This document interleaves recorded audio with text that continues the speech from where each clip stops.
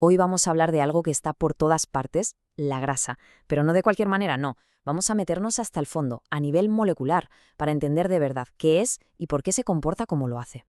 A ver, seguro que esto nos ha pasado a todos en la cocina, ¿no?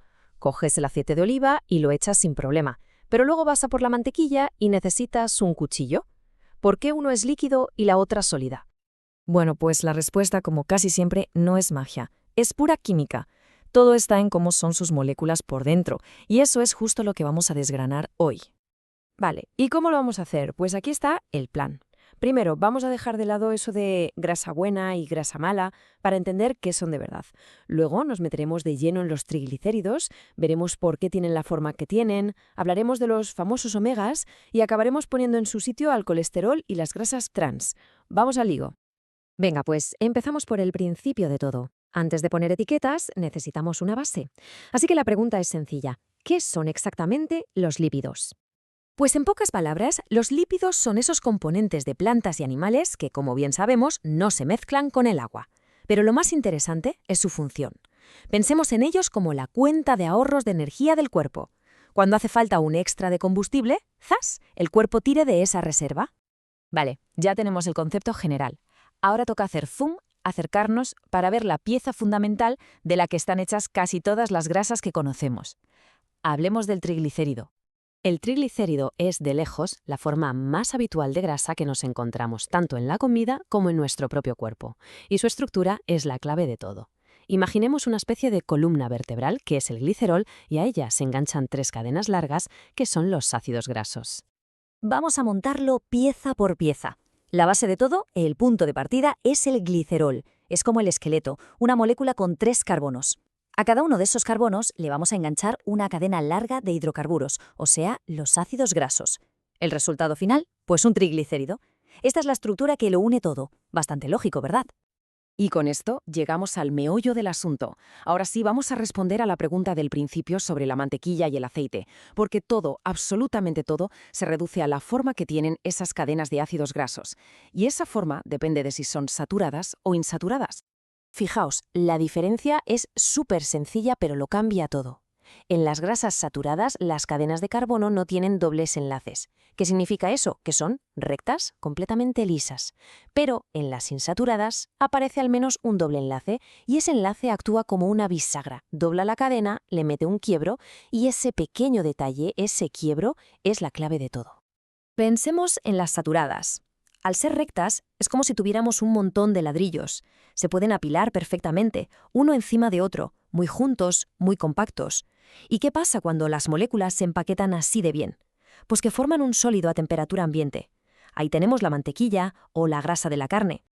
Ahora vamos con las insaturadas. Esas cadenas dobladas, con sus quiebros, son como piezas de un puzzle que no encajan. No se pueden apilar, no se pueden compactar. Siempre queda un montón de espacio entre ellas y por eso a temperatura ambiente se mueven libremente. Son líquidas y ¡voilà! Ahí tenemos la explicación de por qué el aceite de oliva fluye. Misterio resuelto. Muy bien, ya hemos entendido la diferencia entre sólido y líquido, pero la cosa no acaba ahí, porque las grasas no solo son diferentes en su forma, sino también en lo que hacen en nuestro cuerpo. Y aquí es donde entran en juego los famosos omegas.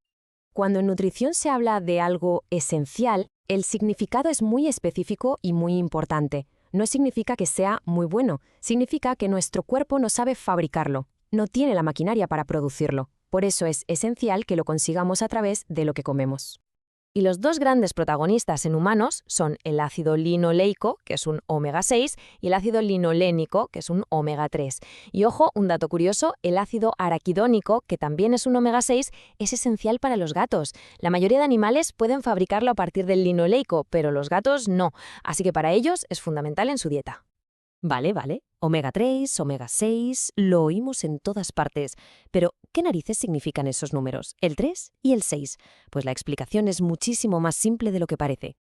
El número es, básicamente, una dirección, un localizador.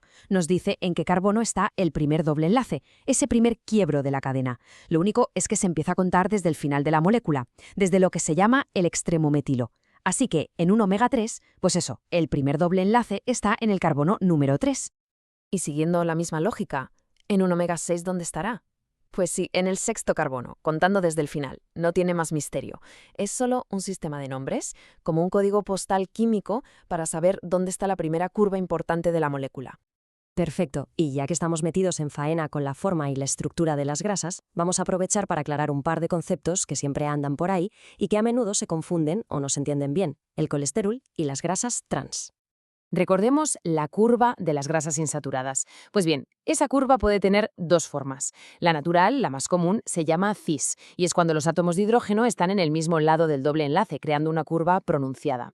Pero también existe la forma trans, donde están en lados opuestos, y la molécula queda casi recta. Esta forma trans se encuentra de forma natural en algunos animales, pero también se produce industrialmente, y esa pequeña diferencia en la forma, tiene consecuencias bastante grandes para la salud. Y hablemos del colesterol. Ojo, que no es un ácido graso, es otro tipo de lípido llamado esterol.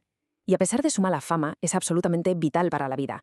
Es la materia prima para fabricar vitamina D, sales biliares para la digestión y un montón de hormonas. Un dato clave: el colesterol solo se encuentra en los tejidos animales. Las plantas no tienen colesterol, tienen otras moléculas parecidas que se llaman fitoesteroles.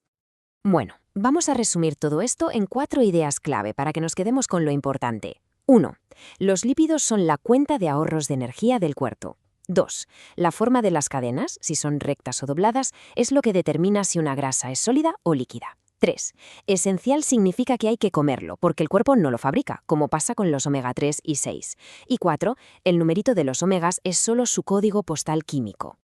Y ahora, para cerrar, una pregunta. Sabiendo que la forma de una molécula de grasa determina cómo funciona, ¿cambia esto de alguna manera la forma en que vemos los alimentos que tenemos en el plato? Es algo en lo que pensar. Muchas gracias por acompañarnos en este viaje molecular.